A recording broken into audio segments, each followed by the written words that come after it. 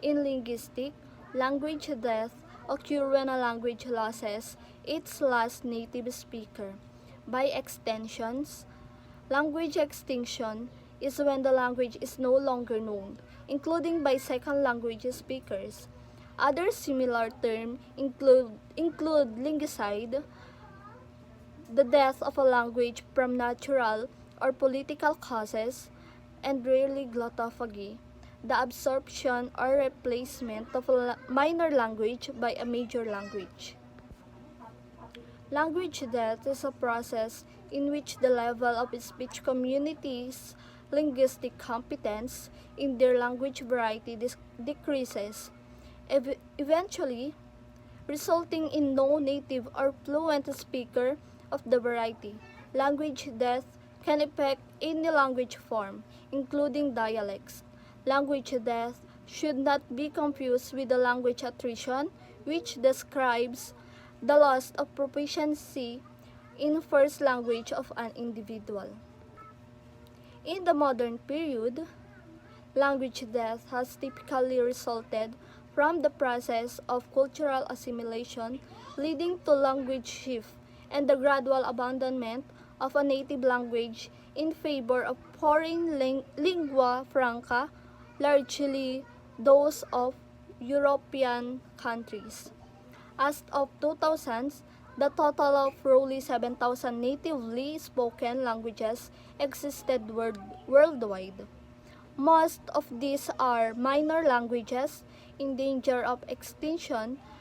One estimate published in 2004 expected that some 90% of the currently spoken languages will have become extinct by 2050. Language death is typically the outcome of language shift and may manifest itself in one of the following ways. The first one is gradual language death.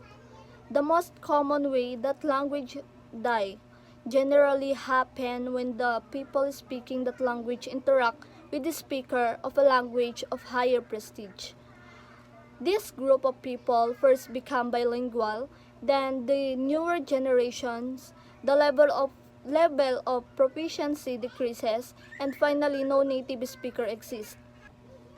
The next one is bottom to top language death. It occurs when the languages start to be used for only religious, literary, ceremonial purposes but not in casual context, as in Latin or Avestan. The next one is top to bottom language death.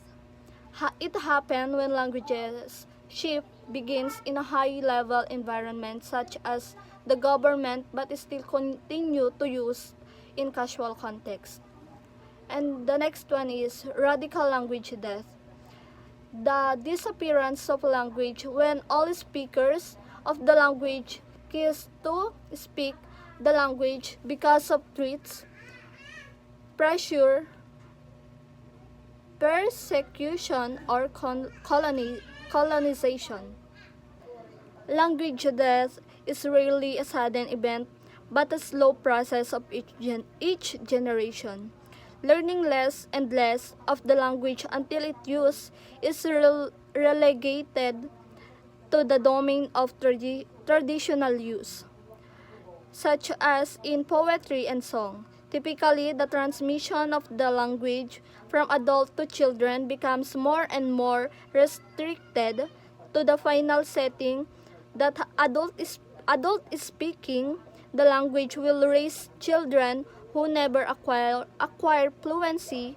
One example of this process reaching its conclusion in that of the Dalmatian language. Me. A language is often declared to be dead even before the last native speaker of the language has died. If there are only a few elderly speakers of a language remaining and they no longer use that language for communication, then the language is effectively dead. A language that has reached such as reduced stage of use of generally considered moribund. Half of the spoken languages of the world are not being taught to new generations of children. Once a language is no longer a native language, that is, if no children are being socialized into it as ended and the language itself will not survive past and current generation. Languages with a small geographically isolated population of speakers can die when their speakers are wiped out by genocide, disease, or natural disaster. The most common process leading to language death is one in which a community of speakers of one language become bilingual with another languages and gradually shift allegiance to the second language until decades to use their original heritage language. This is a process of assimilation which may be voluntary or may be forced upon a population. Speaker of some languages, particularly regional or minority language, may decide to abandon them because of economic or utilitarian reasons in favor of languages regarded as having greater utility or prestige. And then last one is cultural contact and clash. Cultural contact and clash affect how the community feels about the native language.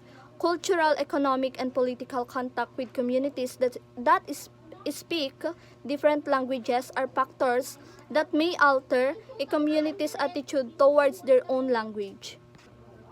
The next one is change in the land of a speech community. This occurs when the member of a speech community leave their traditional land or communities and move to town with different languages.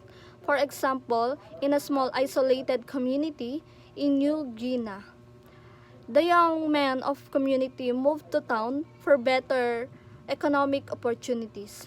The movement of people puts the native language in danger because more children become bilingual, which make the language harder to pass down to future generations. The next one is death of all speakers. The death of all native speakers in the speech community. Death of all speakers can occur through warfare, genocide, epidemic, diseases, and natural disasters. The next one is linguicide, also known as sudden death language. Genocide, physical language death, and biological language death. It occurs when all or almost all native speakers of that language die because of natural disaster, wars, and etc. In the case of linguicide and radical death, language death is very sudden, therefore, the speech community is skipped over the semi-speaker phase when structural changes begin to happen to languages. The languages just disappear.